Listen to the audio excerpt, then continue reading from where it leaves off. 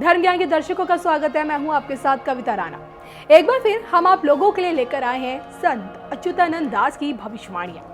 हम उन्हीं संत अच्युतानंद दास की बात कर रहे हैं जिन पर आज भी उड़ीसा के लोगों का अटूट विश्वास है। हम उन्हीं संत अच्युतानंद दास की बात कर रहे हैं जो 16वीं सदी के कवि दृष्टा और वैष्णव संत थे। हम उन्हीं संत अच्युतानंद दास की बात कर रहे हैं जिन्होंने उड़िया भाषा में आध्यात्मिक क्रांति का नेतृत्व किया। और हम उन्हीं संत अच्युतानंद दास की बात कर रहे हैं जिनकी जगन्नाथ रथ यात्रा को लेकर की गई भविष्यवाणी इन दिनों सबसे ज्यादा चर्चा में है।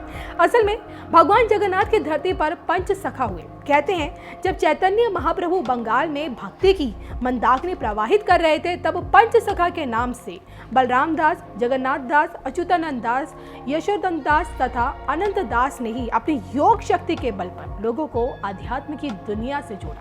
और इन्हीं में से एक संत अच्युतानंद दास के पास भूत, भविष्य और वर्तमान को देखने की अद्भुत शक्ति थी और जिसके बल पर उन्होंने अनेकों भविष्यवाणियां की और इसे नाम दिया गया भविष्यवाणी का। इन्होंने देखिए आज से 500 वर्ष पूर्व इस सृष्टि के विनाश की भविष्यवाणी कर दी थी। इनका कहना था कि पहले इस कलयुग का अंत होगा, फिर महाविनाश होगा और उसके बाद जाकर एक नए युग की शुरुआत होगी। और इसी तरह पुरी की जगन्नाथ रथ यात्रा को लेकर भी इन्होंने एक ऐसी भविष्यवाणी की जिसके सच होने का समय अब समीप आता दिख रहा है। जी हाँ, भगवान जगन्नाथ की देखिए रथ यात्रा से हर कोई वाकिफ है। पुरी के जगन्नाथ मंदिर से निकलने वाली इस रथ यात्रा में देखिए हर साल लाखों करोड़ों की संख्या में लोग शामिल होते हैं। इसके पीछे की बड़ी वजह 100 यज्ञ के बराबर मिलने वाला पुण्य। आषाढ़ मास के शुक्ल पक्ष की द्वितीय तिथि पर जब मंदिर से भगवान जगन्नाथ की रथ यात्रा निकलती है तो देखिए उसे खींचने के लिए श्रद्धालुओं का हुजूम उमड़ पड़ता है। मंदिर से जुड़ी देखिए 800 साल पुरानी इस परंपरा को आज भी निभाया जा रहा है। 3 रथों की इस रथ यात्रा में भगवान जगन्नाथ अपने भाई बलराम और बहन सुभद्रा संग जब निकलते हैं तो देखिए पूरे नगर का भ्रमण करते हैं। मान्यता ये कहती है कि श्री कृष्ण और बलराम ने माता सुभद्रा की द्वारिका भ्रमण की इच्छा पूरी करने के उद्देश्य से अलग रथों में बैठकर रथ यात्रा निकाली और तब से ही मां सुभद्रा की नगर भ्रमण की स्मृति में ये रथ यात्रा गुड़ीचा नगर तक जाती है और हर साल आयोजित होती है।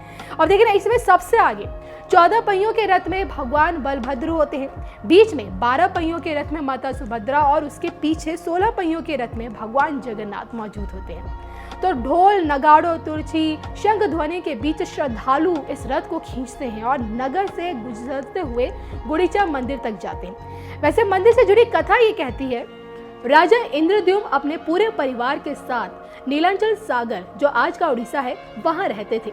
एक बार उन्हें समुद्र में एक विशालकाय काष्ठ दिखा। तब उन्होंने उससे विष्णु मूर्ति का निर्माण कराने का निश्चय किया। उसी समय उन्हें एक वृद्ध बढ़ई भी दिखाई दिया जो कोई और नहीं बल्कि स्वयं विश्वकर्मा जी थे। बढ़ई ने भगवान विश्वकर्मा ने राजा से कहा कि वो मूर्ति तो बना देंगे लेकिन उनकी एक शर्त है। राजा ने पूछा कैसी शर्त? तब उन्होंने कहा कि जिस घर में मूर्ति बनाऊंगा उसमें मूर्ति के पूर्ण रूप से बन जाने तक कोई भी नहीं आएगा। राजा ने इस शर्त को सहर्ष स्वीकार कर लिया। कहा यह जाता है कि वर्तमान में जहाँ श्री जगन्नाथ जी का मंदिर है उसी के पास एक घर के अंदर वे मूर्ति निर्माण में लग गए। राजा के परिजनों को बढ़ई के शर्त के बारे में पता नहीं था। रानी ने सोचा कि कई दिन से द्वार बंद है और बढ़ई भी भूखा प्यासा होगा, कहीं उसे कुछ हो ना गया हो। यही सोचकर रानी ने राजा से कहा कि कृपा करके द्वार खुलवाएं और वृद्ध बढ़ई को जलपान कराएं। रानी की ये बात सुनकर राजा भी अपनी शर्त भूल गए और उन्होंने द्वार खोलने का आदेश दे दिया। कहते हैं कि द्वार खुलने पर वो वृद्ध बढ़ई कहीं नहीं मिला, लेकिन वहां उन्हें अर्धनिर्मित जगन्नाथ, सुभद्रा और बलराम की कांस्य मूर्तियां मिली। अधूरी पड़ी प्रतिमाओं को देखकर राजा और रानी को अत्यंत दुख हुआ, लेकिन उसी समय दोनों ने आकाशवाणी सुनी, व्यर्थ दुखी मत हो, हम इसी रूप में रहना चाहते हैं और इसलिए मूर्तियों को द्रव्य आदि से पवित्र कर स्थापित करवा दो। तो इस तरह से देखिए आज भी भगवान जगन्नाथ की अपूर्ण और अस्पष्ट मूर्ति मंदिर में प्रतिष्ठित है जिनकी रथ यात्रा पूरी भव्यता के साथ हर साल निकाली जाती है। लेकिन भविष्य में कुछ ऐसा होगा जिसके चलते 6 सालों तक नहीं निकलेगी प्रभु जगन्नाथ की रथ यात्रा। ऐसा कहना है संत अच्युतानंद दास जी का। जी हाँ, दरअसल कलयुग के अंत में जब एक युग का उदय हो रहा होगा उस समय भगवान जगन्नाथ की रथ यात्रा 6 सालों तक नहीं निकलेगी।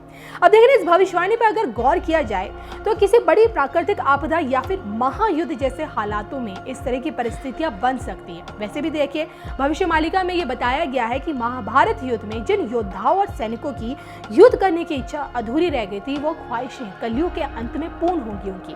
और यह भी बताया गया कि भारत भयंकर युद्ध जैसे हालातों को झेलेगा, जिसमें दुनिया के मुस्लिम देश उस पर आक्रमण भी कर सकते हैं। ऐसे में अगर देखिए ग्रह गोचर पर अगर एक नजर डालें तो युद्ध को 26 अंक से जोड़ा गया है, जिसका मूलांक 8 बनता है और जिसका प्रतिनिधित्व शनि करते हैं। शनि के ग्रह गोचर की वजह से कुछ ऐसा होगा जिसकी वजह से युद्ध जैसे हालात पैदा होंगे और जिनसे निपटने के लिए करीब 6 सालों तक रथ यात्रा नहीं निकाली जाएगी। तो पूरी मंदिर के देखिए अब तक के इतिहास में ऐसा कभी नहीं हुआ जब रथ यात्रा नहीं निकली हो। कोरोना काल में भी तो देखिए मंदिर परिसर के भीतर ही रथ यात्रा निकाली गई थी, हालांकि तब श्रद्धालुओं की संख्या ना के बराबर थी। मंदिर से जुड़े सेवक ही इसमें मौजूद थे।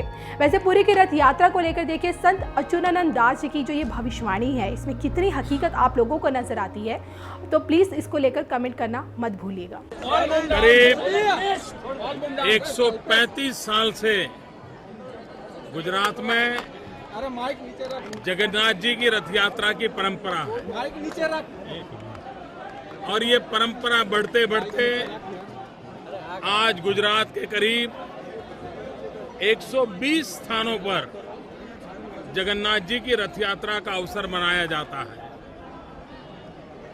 जगन्नाथ जी भगवान गरीबों के देवता, गरीबों से जुड़े हुए और उनका पूरा पूजन अर्चन कार्यभार सारा गरीब तबके के लोगों के साथ एक आत्मीयता का नाता जोड़ने वाला है। और वैसे भी अहमदाबाद नगरी 100 साल पहले मिल मजदूरों के कारण बसी हुई नगरी है, एक प्रकार से गरीबों की नगरी रही है। और जगन्नाथ जी भगवान के रहते यहाँ गरीबी को समृद्धि में पलटने का अवसर मिला है। भगवान जगन्नाथ कल जनता जनार्दन को दर्शन देने के लिए नगर भ्रमण करने के लिए जा रहे हैं। हम जगन्नाथ भगवान को प्रार्थना करते हैं कि इस वर्ष भी वर्षा बहुत अच्छी हो, गांव, किसान, गरीब उन सबका भला करें, बहुत बहुत गुजरात को आशीर्वाद दें ताकि गुजरात और अधिक तरक्की करें और गरीबों की भलाई का काम करें।